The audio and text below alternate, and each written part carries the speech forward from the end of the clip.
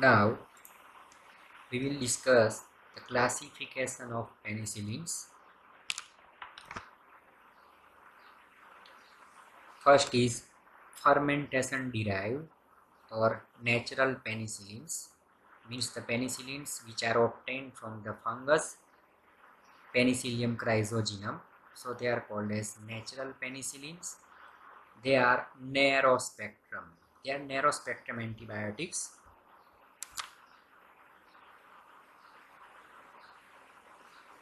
Next class is semi-synthetic. Now from the second class, all penicillins are semi-synthetic, means from the fungus we will produce 6 amino penicillinic acid and various side chains are attached synthetically, so they are called as semi-synthetic. Beta lactamase sensitive, means these penicillins are sensitive to the beta lactamase enzyme. This is the enzyme produced by the bacteria which inactivate the penicillins, and they are given parenterally, so they are parenteral penicillins. These are the broad spectrum antibiotics. Next class, semi-synthetic, beta lactamase sensitive, but instead of parenteral they are orally given. They are also broad spectrum. Next class, semi-synthetic, beta lactamase resistant, means these penicillins are not inactivated by the beta lactamase enzyme. They are given parenterally and are narrow spectrum. And last one, semi-synthetic, beta lactamase resistant and orally given. They are narrow spectrum antibiotics. So first class is fermentation derived or natural penicillins. This is the general structure of penicillins. In that there is an amide side chain. We are attaching the varieties of amide side chains. So here there is a R is variable group.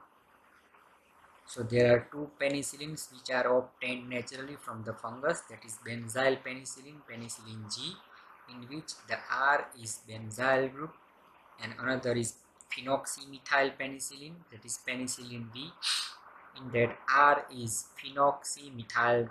Here it is phenyl oxy, this is phenoxy group, and this is methyl.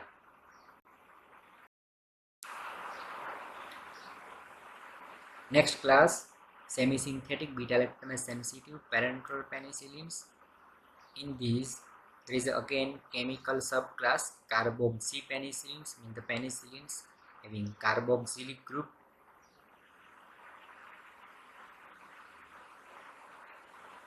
Examples are carbenicillin, picarcillin.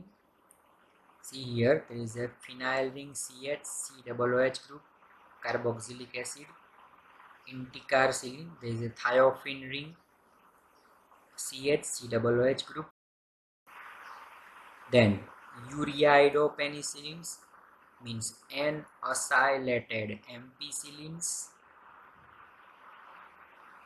Examples: azlocillin, benzene ring CH, NHCO, and then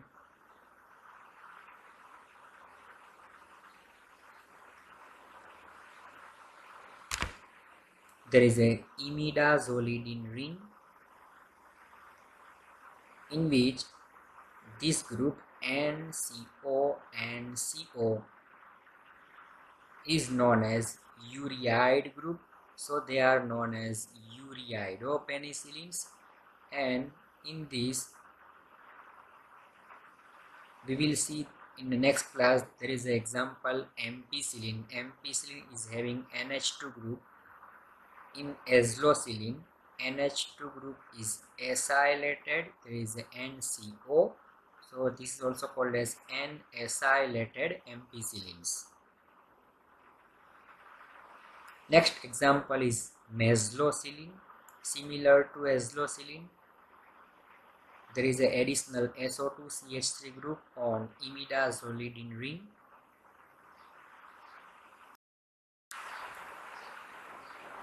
Next example is piperacillin. In piperacillin, instead of imidazolidine ring, there is a piperazine. So from the pipera word, there is a drug piperacillin.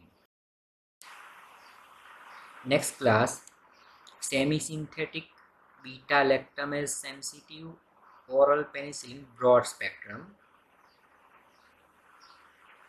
Chemical subclass is aminopenicillin, means the penicillins having amino group. Examples are ampicillin, amoxicillin. In this, R is benzene ring CH NH2 group. In amoxicillin, it is similar to ampicillin. There is additional para hydroxy group. So, because of the presence of NH2 groups, these are aminopenicillins. Next is semi-synthetic beta-lactamase resistant parenteral penicillins. There are examples methicillin and naficillin. In the methicillin, R group is benzene ring with two methyl groups at both the ortho positions, and naficillin, in naficillin there is a naphthalene ring and on which there is a OC2H5 ethoxy group. Next class is semi-synthetic beta-lactamase resistant oral penicillins. Example is oxacillin. In that there is a phenyl ring, then there is a heterocyclic ring isoxazole and having methyl group. Cloxacillin, similar to oxacillin. In phenyl there is a chloro group at ortho position, so for the chloro it is cloxacillin.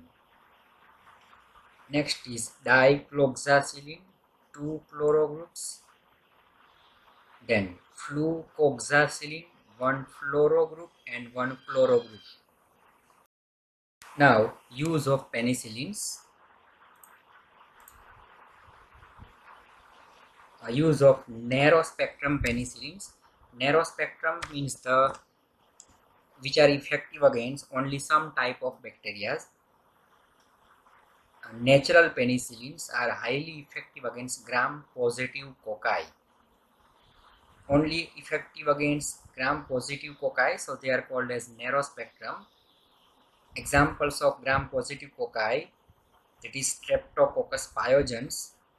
By this cocci, the infections caused are pharyngitis, sinusitis, otitis media, rheumatic fever, and septicemia. So natural penicillins are highly effective in these infections caused by Streptococcus pyogenes. Next, Streptococcus pneumoniae. The infections caused by this bacteria are pneumonia, meningitis, sinusitis. Streptococcus viridans. The infections caused are endocarditis, bacteremia. Streptococcus faecalis. The infections caused are endocarditis, bacteremia, urinary tract infection. Penicillin G is the drug of choice for the infections caused by gram-positive bacilli. From the natural penicillins, the penicillin G is the drug of choice for the infection caused by gram-positive bacilli like Clostridium tetani, which cause tetanus, Clostridium perfringens, which cause gas gangrene, Corynebacterium diphtheria, which cause diphtheria, Bacillus anthracis, cause anthrax pneumonia, Listeria monocytogenes, which cause meningitis bacteremia. Penicillin G is only moderately active against gram-negative cocci. Against negative bacteria, it is moderately active, like Neisseria meningitis or meningococci, which cause meningitis. Neisseria gonorrhoeae or gonococci, which cause gonorrhea. Then nafcillin, cloxacillin, dicloxacillin are used to treat infections caused by gram-positive cocci, Staphylococcus aureus, which cause osteomyelitis, septicemia, endocarditis, and cellulitis. Then use of broad-spectrum penicillins. These penicillins retain the antimicrobial spectrum of penicillin G, but also effective against other bacteria. Broad spectrum means these penicillins are effective against wider varieties of bacteria,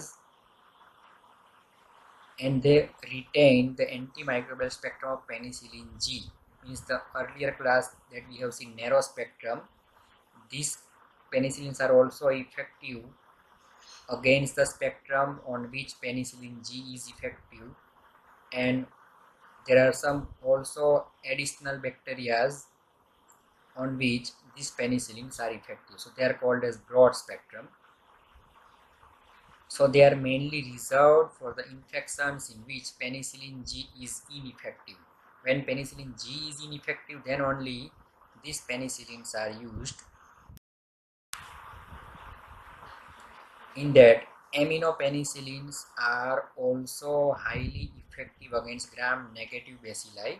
Here we are using word also, means in addition to the spectrum of penicillin G, these aminopenicillins are also effective against gram-negative bacilli like Bordetella pertussis, which cause whooping cough, Haemophilus influenzae, which cause sinusitis, bronchitis, pneumonia, and meningitis,